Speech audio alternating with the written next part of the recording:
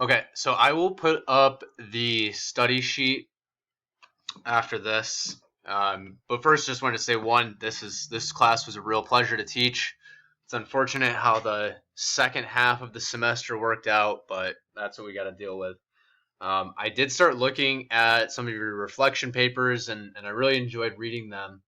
Some things that I noticed were just your own perceptions of how good listening actually works, has changed the way that you're interacting with other people, and that was really nice to see. Learning about how to actually properly listen is kind of one of those things that once you learn it, you can't really unlearn it, and then you see all around that people are pretty bad at listening. So I think it's nice to have your eyes open to that. So I really enjoyed reading those papers so far, and I'm looking forward to reading some more. So before I get going with the review, does anyone have any questions?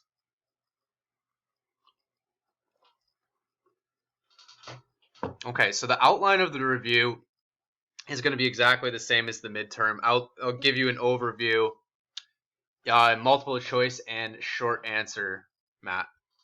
Yep. This one is going to have more short answer than the midterm. Okay, so I'll go through it like this. I'll tell you what the outline, and the way that I'll cover it right now is going to talk about what lecture the information is coming from, and then the general overview of what you might need to know based on that.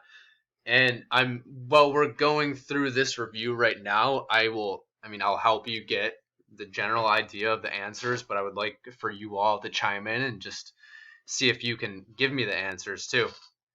So we'll start out with the self-determination theory lecture. So in self-determination theory, there are three basic psychological needs. Can anyone remember what they were? You can feel free to type it in or say it out loud. If you're going to say it out loud, just raise your hand. If you're going to type it in, go ahead, type it in. What were those three basic psychological needs?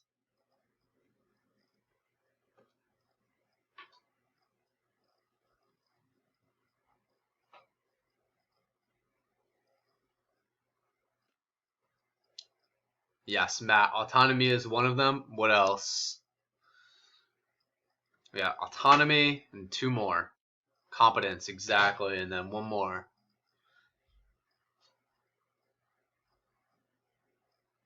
Starts with an R.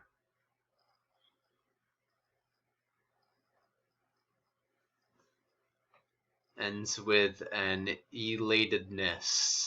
Relatedness. Yes, there you go, relatedness. Those are the three basic psychological needs in self-determination theory.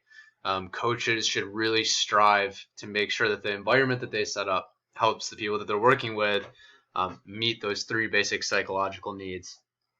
We talked about motivation on a continuum.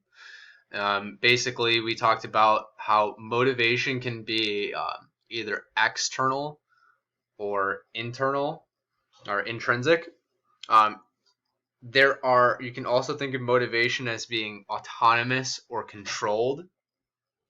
So autonomous motivation is if we are doing a behavior because we're autonomously motivated to do it, we're doing it because we want to do it.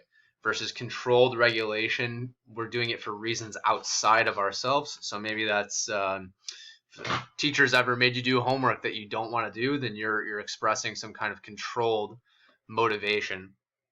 And then within the two different, within controlled motivation and then autonomous motivation, we have different motivational regulations. Okay, so this is the next part, is motivational regulations. I'll give you a start.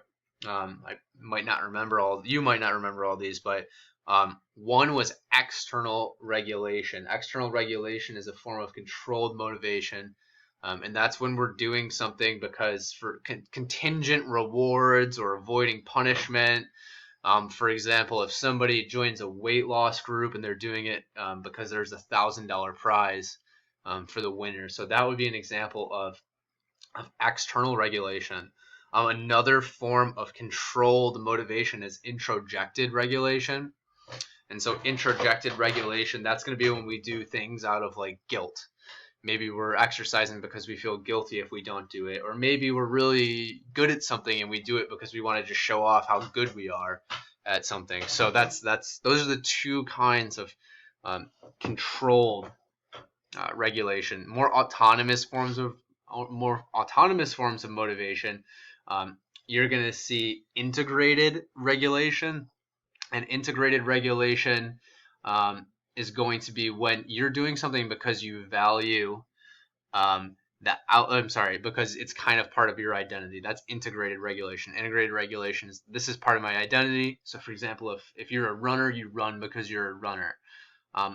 We also have identified regulation, and identified regulation is going to be basically you see value in the outcome of the behavior. So maybe you don't necessarily love exercising per se, but you recognize that it's important. And then you have intrinsic motivation. So intrinsic motivation is going to be we are doing something because we just enjoy it. So we're not doing it for any reason other than enjoyment. So you're going to want to know within the self-determination theory lecture, you're going to want to know what are the three basic psychological needs, and you're going to need to understand motivational regulation. So we went over the acceptance and commitment lecture. So here's what you're going to need to know from that. Number one is, what is mindfulness? So mindfulness means paying attention with flexibility, openness, and curiosity. So it's an awareness process, not a thinking process. So it involves bringing awareness or paying attention to your experience in the moment as opposed to being caught up in your thoughts. Another thing I want you to know from that acceptance and commitment lecture is diffusion. So when we talk about diffusion, it's actually the opposite of cognitive fusion. So diffusion means learning to step back and separate or detach from thoughts, images, or memories.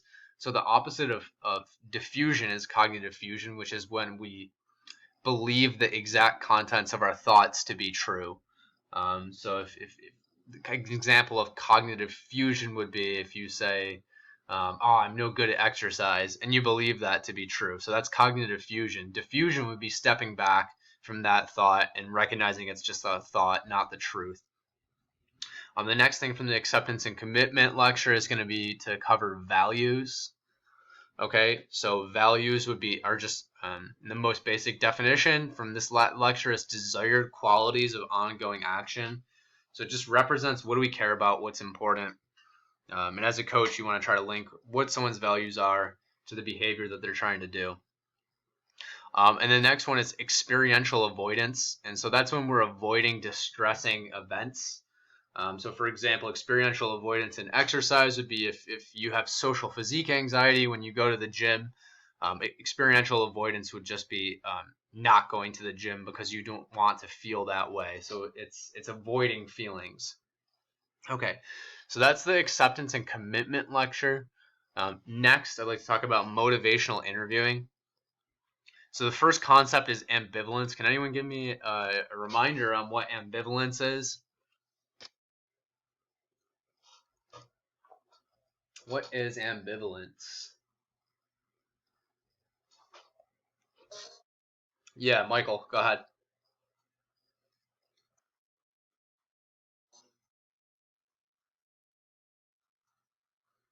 Yeah, exactly. So ambivalence, we're feeling two ways about something, right? So you can see the pros of changing, and at the same time, you see the pros of staying the same. Or it could be you see the cons of changing, and also you still balance that with the cons of staying the same.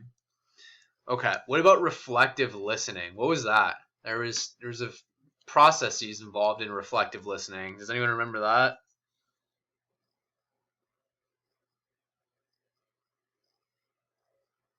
Reflective listening. So one would be we have summarizing to a client statement to show you understand. There's definitely that showing that you understand component. Yeah, so with reflective listening, right, we're making our best guess as to what we think that the client means. So remember, people have thoughts, and then thoughts get encoded into words that they say to you. And then those thoughts, when they're encoded into words, might not be encoded perfectly. Okay. So when we hear somebody's words, we try to make our best guess of what they're trying to actually say and then reflect that back to them. Great. Okay. Then we talked about decisional balance. So there were 4 categories of decisional balance that you could think about. So one of the categories of decisional balance would be advantages of change. Can you think of the other ones? Advantages of change is one of 4 aspects of decisional balance. What are the other 3? Yeah, Nickerson. Yeah, great. So yeah, advantages of change, disadvantages of change, and then you want to give a shot at the other 2?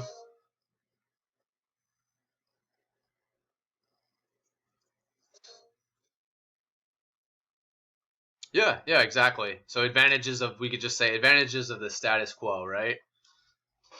And then what's the other one, just since you're already there? Yeah, yeah.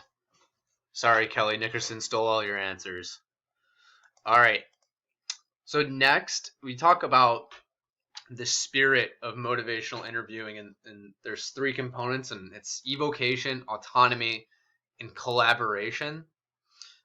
So you're going to want to know the definitions for those. So if we just think about collaboration, it's that coaching involves a partnership that honors the client's expertise and perspective.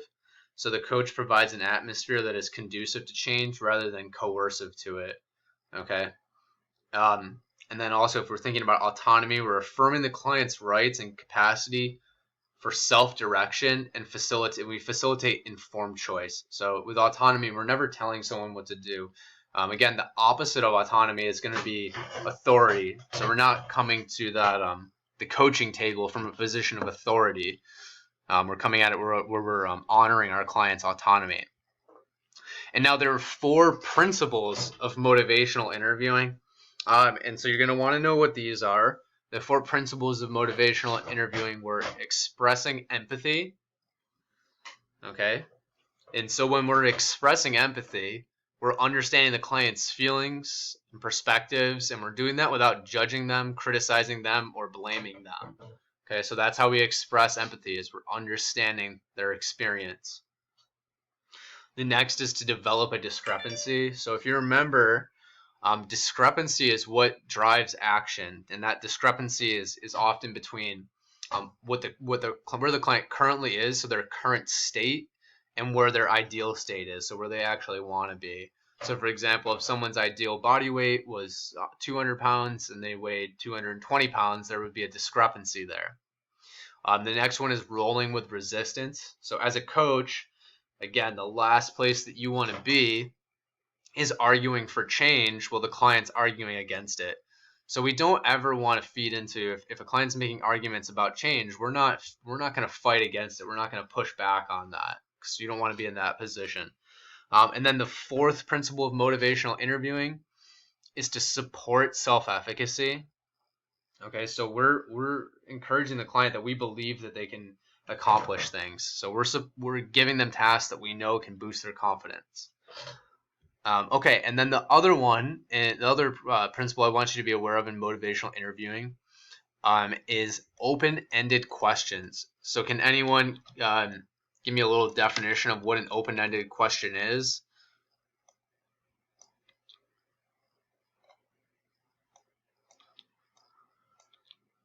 What are open-ended questions?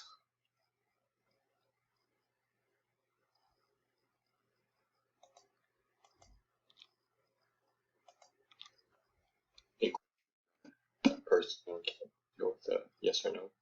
That they can't answer with a yes or no. Exactly. Yep. All right. So next we'll move into the listening skills and conducting coaching sessions. So one is going to be what are the benefits of reflections? Okay. So for that question, I believe that lecture also has the benefits of being a good listener. This question is directly towards what are the benefits of reflections. And one of the big benefits of a reflection is that it makes the client feel validated and understood. So they're ensuring, the coach is ensuring that they understand where the client's coming from, what they're really trying to say. And then, so what this next question is going to be in that section is going to be an example of a reflection. And for that, I actually want you to come up with a reflection. It can be just any hypothetical reflection, but then also in that lecture, I gave you, I believe it was 8 different kinds of reflections that you can use. So what I want you to do is make up a reflection and then just say what kind of reflection was it. So just for an example, a double-sided reflection is one that we talked about. And that might be where you're saying two sides of the same coin, where it's like, okay, on one hand, you believe that you would benefit from going to sleep early, but on the other hand, that might make you feel lazy, something like that. Okay, next, there's going to be questions from the midterm. And I picked some of the ones that I felt that a lot of us got incorrect. So one would be, what word best describes a coach? I'm not going to come right out and give you the answer. You can look back at that, but that one's a multiple choice one. And then the next one is, what are the 4 functions of goals? I was reviewing the midterm for that and looking over it, I'm like, everyone has the same answer for that. And then I just Google search, what are the 4 function of goals? And the first thing that popped up was what everyone had written in. So make sure you actually look back at the lecture. So what do goals do? There's 4 functions. It's in the goal setting lecture. Just examples of that would be like they direct and energize action. They draw our attention towards goal relevant information. So those are examples of what are some of the functions of goals. But make sure you go back to that lecture. Don't just Google the answer. All right. So that was, I will post this final review up on Blackboard. It literally just says, okay, what's the lecture? What are the topics that you need to know? And again, I'll give you 48 hours to actually get this done. So there's not a rush. I understand that some of you have things going on that you need to attend to, so I'm fine giving you an extended period of time. Are there any questions on the midterm? Or why am I saying midterm? It's a final. Are there any questions on the final?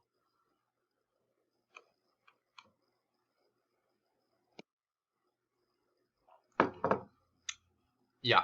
So evocation is where we're trying to draw out that change talk. So we're trying to evoke change talk. And that's just the style of chatting or talking with your client to focus on things out of that decisional balance. Like, what are the pros of changing? What are the cons of staying the same?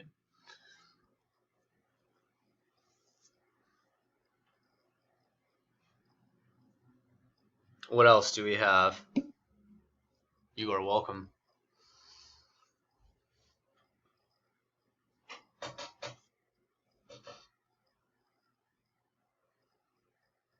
When is the exam? I'm just gonna make it the day. I'm gonna post it on Tuesday morning, but I will give you 48 hours to get it done. Okay. And anyone in here, if you have anything that's come up that will make this challenging to do, just let me know, and I will make accommodations with you. Okay.